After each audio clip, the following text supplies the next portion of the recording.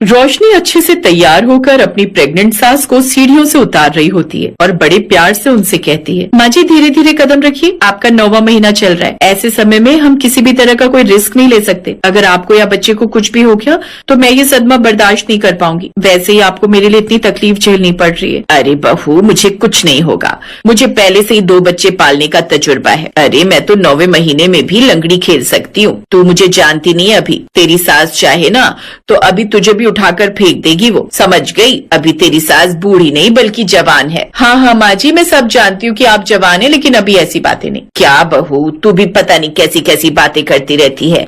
अरे मैं बोल रही हूँ ना, मैं बिल्कुल ठीक हूँ। आप जानते हो ना, डॉक्टर ने आपको बोला है कि आपकी हालत क्रिटिकल है और आपको अच्छे से ध्यान रखना है, लेकिन फिर भी आप ऐसे मजाक करने में लगी हुई हो। हंसी मजाक से ही तो जिंदगी की मुसीबतें आसान हो जाती हैं। तू जानती है ना कि हमारी मुसीबतें किस हंसी मजाक के चलते आसान हुई हैं। आखिर ये सब क्या हो रहा था? जहाँ एक सास अपनी गर्भवती बहू का ध्यान रखती है, वहीं एक मॉडर्न बहू अपनी गर्भवती सास का ध्यान रख रही थी। चलिए कहानी में सारी सच्चाई जानने के लिए थोड़ा पीछे चलते हैं।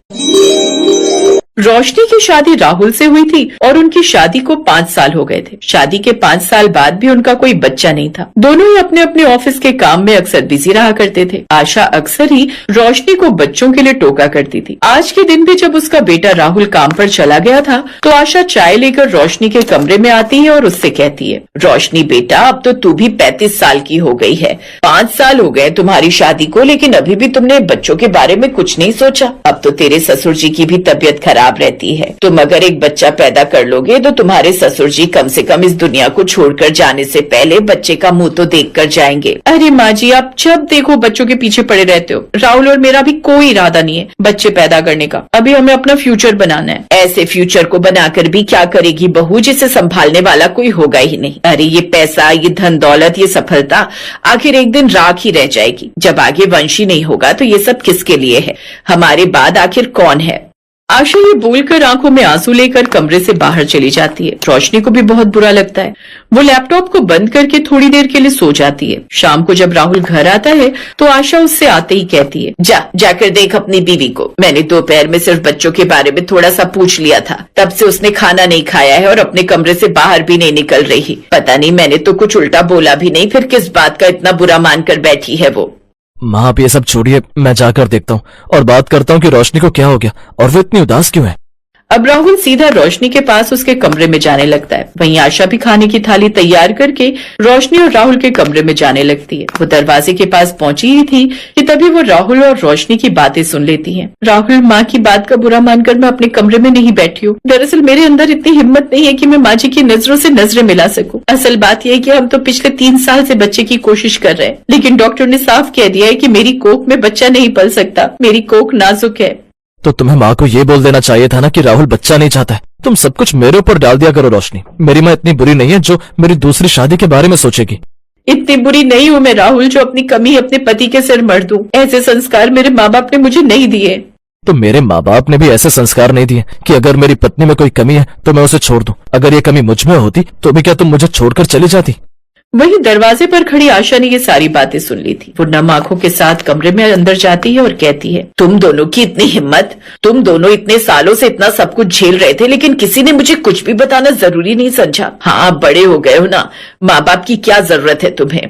आशा ये बोलकर खाने की थाली को साइड में रखी हुई टेबल पर रख देती है। राहुल एकदम से अपनी माँ के आगे इतना बड़ा सा चाहते हुए देखकर टूट जाता है और बिलक बिलक कर अपनी माँ को गले लगाकर रोने लगता है और कहता है, माँ मुझे माफ कर दो। दरअसल आपको और पापा को बच्चों की बहुत चाहत थी, लेकिन हम आपकी इस ख्वाहिश को पूरा नहीं कर पा रहे थे। हमारे अंदर इतनी हिम्मत नहीं थी कि आपसे खुलकर बात कर पाए।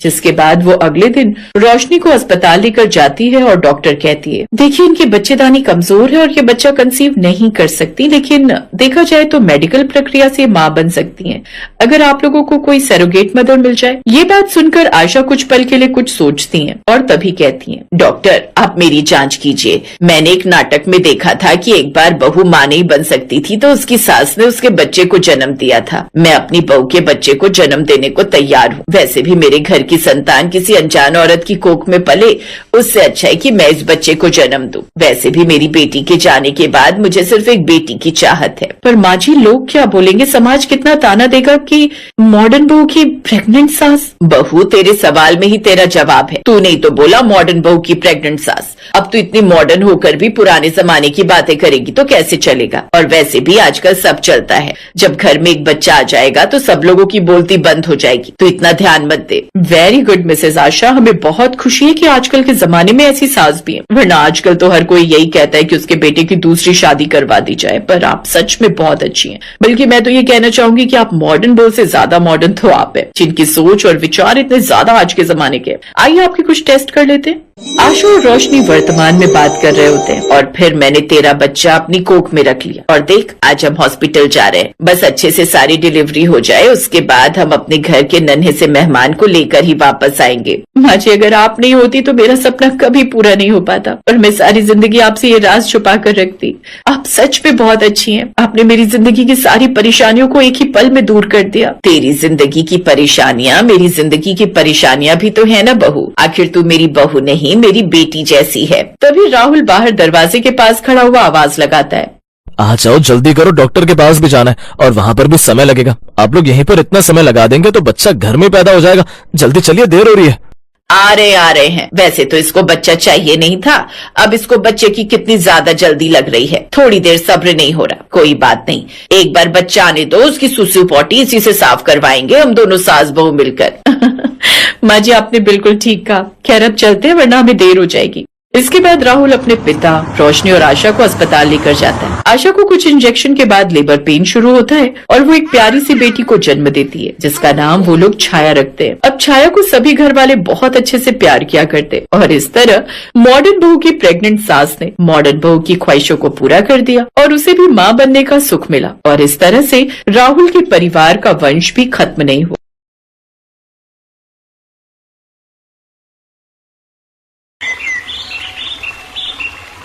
बढ़िया हो गया, कबीर की शादी हो गई, अब तेरा परिवार पूरा हो गया। हाँ दीदी, बहुत खुश हूं मैं। पर ज्यादा भी खुश मत हो। देखा ना मेरे साथ क्या हुआ। कमबख्त ऐसी बहू आई कि दिन भर मुझसे लड़ती रहती है। वो आपसे लड़ती है कि आप उससे लड़ती हो दीदी? हाँ। ताली एक हाथ से थोड़ी ही बचती है। जब वो मुझसे लड़ती है तो मैं क्या चुप बैठ जाऊंगी? हाँ, बोल जरा। पर मैं तो अपनी सिया को अपनी बेटी ही मानूंगी हमेशा। हैं? याद रख नीलम, बेटी बेटी होती है और बहू बहू। वैसे है कहाँ तेरी बहू? फिर नीलम उन सभी औरतों को लेकर अपनी नई नवेली बहू सिया के कमरे में पहुंची। नमस्ते आंटी जी। अरे वाह, लंगूर जैसे हमारे कबीर को इतना बढ़िया अंगूर कैसे मिल गया भाई? ऐसे ही 1 महीना बीत गया और फिर एक दिन रसोई में। कबीर की माँ, लेट हो रहा हूँ यार। वैसे क्या बनाया नाश्ते में? हलवा बनाया है, थोड़ी देर रुकिए, अभी गर्म है। बहू आ गई है तो इसका मतलब ये थोड़ी है कि हम अपनी पत्नी से प्यार करना छोड़ दें। ये कहकर संतोष ने बड़े प्यार से अपने दोनों हाथ नीलम के कंधों पर रख दिए। तभी पीछे से सिया रसोई में आ गई। उसे अचानक रसोई में देखकर संतोष झट से बाहर निकल गए और मारी शर्म के नीलम के गाल लाल हो गए। सिया अपनी सास को ऐसे देखकर मुस्कुरा दी। फिर थोड़ी देर बाद, वैसे मम्मी जी, पापा जी कह तो ठीक ही रहे थे। क्या कह रहे थे? वही कि अगर मैं आ गई हूँ तो इसका मतलब ये थोड़ी है कि आप दोनों प्यार करना छोड़ दे। चुप कर बदमाश कहीं की, वो तो बस ऐसे ही। मम्मी जी, हर औरत यही तो चाहती है कि उसका पति उसे सारी जिंदगी प्यार करे। अरे आप तो बहुत किस्मत वाली हैं। हाँ, वैसे ये तो है। वैसे आपकी शादी को कितने साल हो गए मम्मी जी? पूरे 23 साल। शादी के 1 साल बाद ही कबीर आ गया था मेरी गोद में। वो तो होना ही था। हलवा तो गरम ही अच्छा लगता है ना मम्मी जी। है ना? शादी के 1 महीने के अंदर ही सिया अपनी सास से काफी घुल मिल गई थी। दूसरी तरफ सिया के आने से नीलम भी बहुत खुश रहने लगी थी। फिर उसी शाम, सुनिए, आपके मम्मी पापा तो एकदम लव बर्ड्स हैं। वो तो है, पापा और मम्मी बहुत प्यार करते हैं एक दूसरे से। एक बात बताओ, अगर बगिया में इतनी हरियाली थी तो सिर्फ एक ही फूल क्यों खिला? हाँ, मैं समझ गया तुम क्या कहना चाहती हो। अरे यार, वो मम्मी को ना कुछ प्रॉब्लम है। मेरे पैदा होने के बाद माँ पापा ने बहुत ट्राई किया, लेकिन बात नहीं बनी, तो फिर उन्होंने भी इसे किस्मत ही मान लिया। ये अच्छा नहीं हुआ। अरे मेरी भी हसरत थी कोई मेरी भी ननद होती या देवर होता जिनके साथ में मस्ती करती, ढेर सारी बातें करती। सिया ने अपने व्यवहार से धीरे धीरे पूरे घर का दिल जीत लिया था। फिर एक सुबह जब सिया रसोई की तरफ बढ़ी तभी उसने देखा कि उसकी सास फोन पर किसी से बात कर रही थी। अब आप ही बताओ मुझे क्या करूं मैं, पड़ोसियों को पता चल गया तो सबके सब हंसेंगे हम पर, हमारे साथ साथ सिया और कबीर का भी जीना मुहाल कर देंगे सब। चिंता मत करो, भगवान ने भी अजीब ही खेल खेला है हमारे साथ। जब बच्चा चाहिए था तब दिया नहीं, और अब पर तुम फिक्र मत करो, मैं कुछ करता हूँ। जो करना है जल्दी करो जी, किसी को गलती से भी पता चल गया कि मैं माँ बनने वाली हूँ तो सोचा है कितना बड़ा अनर्थ हो जाएगा। ये कहकर नीलम ने फोन काट दिया और रोने लगी। उधर अपनी सास की बात सुनकर सिया के पैरों तले भी जमीन खिसक गई। वो तुरंत नीलम के पास गई और सिया को ऐसे अचानक देखकर नीलम घबरा गई और फिर, क्या हुआ मम्मी जी, आप रो क्यों रही हो? कुछ भी तो नहीं, कुछ चला गया शायद आंख में। मैंने सब सुन लिया है मम्मी जी, आप बिल्कुल चिंता मत करो। अरे आपने कोई गलत काम थोड़ी ना किया है। मुझे माफ कर दे सिया, पता नहीं ये सब कैसे। अरे मैं तो कबीर के बाद कभी कंसीव ही नहीं कर पाई। डॉक्टर्स ने भी कहा था कि मैं दोबारा कभी माँ नहीं बन पाऊंगी, पर पता नहीं अब कैसे। कोई बात नहीं मम्मी जी, ऊपर वाले की माया कौन जानता है। सिया मुझे ये बच्चा नहीं चाहिए, मुझे हर हाल में इसे गिराना होगा। क्यों गिराना होगा मम्मी जी? तेरा दिल बड़ा है ना इसलिए ऐसा कह रही है, पर इस समाज की सोच बहुत छोटी है। लोग बातें बनाएंगे, तेरा और कबीर का जीना हराम कर देंगे। मुझे ये बच्चा गिराना ही होगा। सिया ने नीलम को लाख समझाया पर नीलम नहीं मानी और फिर नीलम बच्चा गिराने के लिए डॉक्टर के पास गई और फिर, मैंने सारे टेस्ट कर लिए नीलम जी, सॉरी पर हम इस बच्चे को अबॉर्ट नहीं कर सकते। पर क्यों डॉक्टर? आपकी बॉडी ये अबॉर्शन झेल नहीं पाएगी, इस ऑपरेशन से आप दोनों की जान को खतरा है। मैं अगर मर भी गई तो कोई बात नहीं। ये कहकर नीलम रोने लगी। सिया और डॉक्टर ने नीलम को बहुत समझाया और तब, ठीक है मम्मी जी, अगर आप इस बच्चे की माँ नहीं बनना चाहती तो यही सही, पर मैं पालूंगी इसे। अपना नाम देकर दुनिया इसे मेरा बच्चा ही समझेगी। भाभी तो वैसे भी माँ समान होती है, तो फिर मैं इस बच्चे की माँ बनकर दिखाऊंगी और किसी को पता नहीं चलेगा कि ये बच्चा मेरा नहीं है, आपका है। सिया ने अपनी सास को एक तरकीब बताई। अगले ही दिन से नीलम पूरी तरह से अपने घर के अंदर बंद हो गई और सिया माँ बनने की नौटंकी करने लगी। वो अक्सर मोहल्ले की औरतों के सामने उल्टी आने का नाटक करती तो कभी पीठ पर हाथ रखकर पेट निकालकर खड़ी हो जाती, जिससे सबको वाकई लगने लगा कि सिया प्रेग्नेंट है। कुछ महीनों बाद वो अपने पेट पर तकिया रखकर घूमने लगी और फिर एक दिन, अरे तू ऐसे कंबल ओढ़कर क्यों लेटी है नीलम, क्या हुआ है तुझे? वो जरा तबीयत खराब है दीदी, उठा नहीं जा रहा। अच्छा तू लेटी रहे, आराम कर। अच्छा मैं तो ये पूछने आई थी कि सिया की गोद भराई कब करेगी? हाँ आंटी जी, मम्मी कह रही थी कि अगले महीने कर देते हैं, अब 20 तारीख को। अच्छा तारीख भी तय हो गई और हमें बताए भी नहीं। वो बस आपको बताने वाले थे कि आप खुद ही आ गई। ढेर सारी बातें करके हेमा अपने घर चली गई और उसके जाने के बाद, तूने क्यों कह दिया कि गोद भराई होगी? अरे मैं इस उम्र में गोद भराई कराऊंगी क्या? हे भगवान, जी तो कह रहा है कि किसी खाई में छलांग लगा दूं बस। ऐसा मत कहो मम्मी जी, मेरे पास इसका भी उपाय है। और फिर सिया ने अपनी सास नीलम को अपना सारा प्लान बता दिया।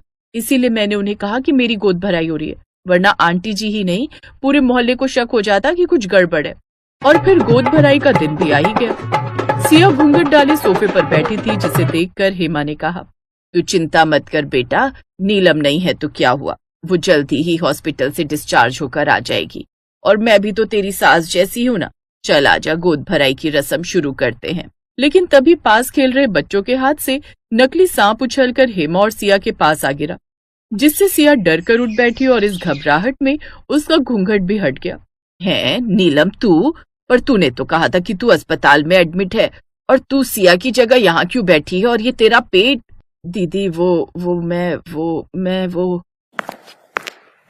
मम्मी जी कुछ मत कहिए, अब सबको सच मैं बताती हूँ कि प्रेग्नेंट मैं नहीं हूँ बल्कि मेरी सास प्रेग्नेंट है।